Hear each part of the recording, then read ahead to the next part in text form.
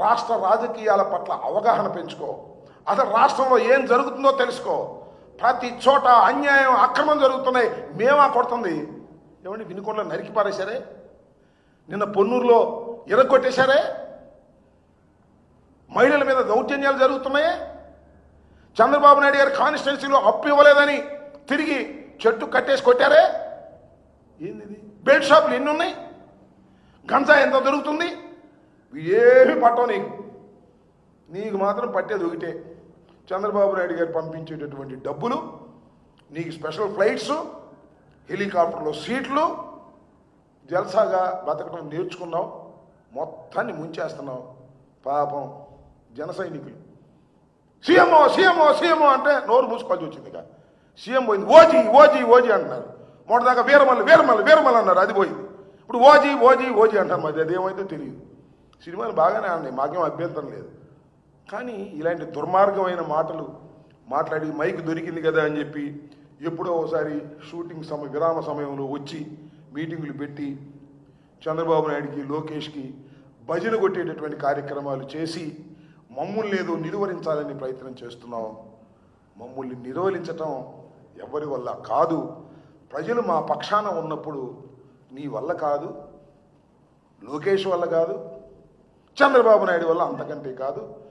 దుర్మార్గమైనటువంటి పాలన 1 సంవత్సర కాలం చేసిన తర్వాతే చంద్రబాబు నాయుడు గారి మీద, కూటమి ప్రభుత్వం మీద తీవ్రమైన వ్యతిరేకత పెరిగినటువంటి వాస్తవాన్ని గమనించిన తర్వాతే మీలో భయం ఏర్పడి జగన్ రానియం జగన్ రానియం జగన్ రానియం అని భజన చేసుకొస్తున్నారు. మీరు ఏ భజన అయితే చేస్తున్నారో రానియమని అదే జగన్ మళ్ళా తిరిగి అధికారంలోకి వస్తాడు. కొద్దిగా 4 సంవత్సరాలు ఓపిక పట్టండి, మేము కూడా పడతాం. మేమేమి మీ అదే అన్నాడండి, తాటాకు చప్పుళ్లకు భయపడే వ్యక్తులం కాదు మేము. తాటాకు చప్పుడు మేము కూడా అంతే. తాటాకు చప్పుళ్ళకు భయపడతామా? జైల్లో పెడితే భయపడతామా? వీరులాగా పోరాడతాం, సింహాల్లాగా ముందు కొరుకుతాం తప్ప మీ తాటాకు చప్పుళ్లకు, నీ తాటాకు చప్పుళ్లకు, చంద్రబాబు తాటాకు చప్పుళ్లకు, కూటమి తాటాకు చప్పుళ్లకు భయపడి పారిపోయేటటువంటి మనుషులం మేము కూడా కాదనే విషయం నీకు తెలుసు. జగన్మోహన్ రెడ్డి గారు 16 మాసాలు జైల్లో ఉన్నా కూడా మొక్కవోని ధైర్యంతో ముందు కదిలాడు.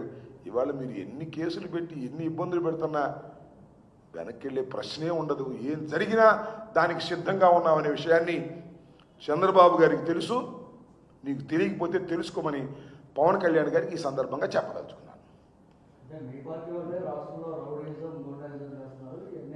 అవునవును, మా పార్టీ వాళ్ళే నిన్న పొన్నూరులో తలకాయలు పగలగొట్టారు. మా పార్టీ వాళ్ళే మొన్న వినుకొండలో నరికి పారేశారు.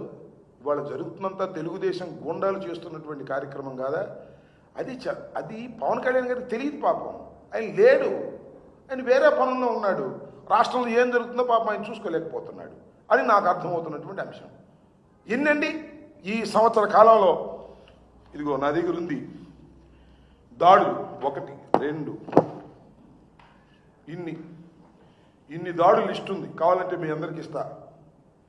ఒకటి అన్ని డేట్ల వారీగా, సో మెనీ డేట్ల వారీగా దాడులు. ఈ దాడులన్నీ ఎవరు చేయించేది? పోలీస్ డిపార్ట్మెంట్లోనే ఒక వర్గం. నేను చెప్పాను ఇందాక, అజ్ఞాతంలో ఉన్నటువంటి వర్గం. రిటైర్డ్ పోలీస్ ఆఫీసర్స్, చంద్రబాబు నాయుడికి సన్నిహితంగా ఉండేవాళ్ళు, ప్రస్తుతం ఉన్న ఆఫీసర్లు కలిసి ఒక ముఠా. ఈ ముఠా ఎప్పటికప్పుడు మాట్లాడుతూ ఉంటుంది. నేరస్తులను కాపాడే కార్యక్రమం, వైఎస్ఆర్సీపీ నాయకుల మీద కేసులు పెట్టే కార్యక్రమం, బెయిల్ లేకుండా మళ్ళీ కొత్తగా కేసు ఏం పెట్టాలి, ఏ సెక్షన్ పెట్టాలి, ఇదే పనిలో ఉంది తప్ప లా అండ్ ఆర్డర్ను కాపాడాలనేటువంటి ఉద్దేశంతో రాష్ట్ర ప్రభుత్వంలో ఉన్నటువంటి పోలీస్ యంత్రాంగం లేదనే విషయం పాపం పవన్ కళ్యాణ్ గారికి తెలీదో లేక తెలిసి కూడా సర్దుకుని ఉంటున్నాడో నాకు తెలియదు. కానీ పవన్ కళ్యాణ్ గారు గుర్తుపెట్టుకోండి, కూటమి ప్రభుత్వం విఫలమైంది, హామీను నెరవేర్చడంలో ఫెయిల్ అయింది, ప్రజా వ్యతిరేకత పెరిగింది. ఆ వ్యతిరేకతలో ఎవడైనా కొట్టుకుపోయే పరిస్థితి వస్తుంది. జాగ్రత్తగా ఉండండి, లేకపోతే మీ కర్మ.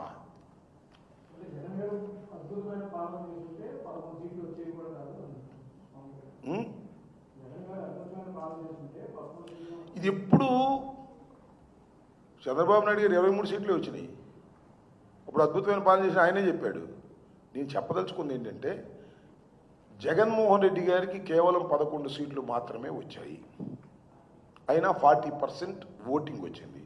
కానీ సీట్లు మాత్రం 40% రాలేదు. ఇది ఇండియన్ డెమోక్రసీలో ఉన్నటువంటి ఇబ్బంది. నేనేమంటానంటే మీరు ముగ్గురు గెలిచారు, ఇంకా చాలా ఆరోపణలు కూడా ఉన్నాయి. ఈవీఎంలని ఇంకోటని వాటి జోలికి నేను పోదలుచుకోలేదు. కానీ ముగ్గురు గెలిచారు మీరు, అనేకమైనటువంటి హామీలు ఇచ్చారు మీరు. పవన్ కళ్యాణ్ గారు ఏ హామీలు నెరవేర్చారని నాకు అర్థం కాలేదు, చెప్పండి. ఉమ్మడి మేనిఫెస్టోని ఇచ్చారు కదా మీరును చంద్రబాబు నాయుడు గారు. ఇవాళ తొలి అడుగుని వెళ్తున్నారు కదా. మా వాళ్ళు కూడా బాబు షూరిటీ మోసం గ్యారంటీ అనే కార్యక్రమంలో మేము వెళ్తున్నాం. మేము వెళ్తుంది ఏంటో తెలుసా, మీ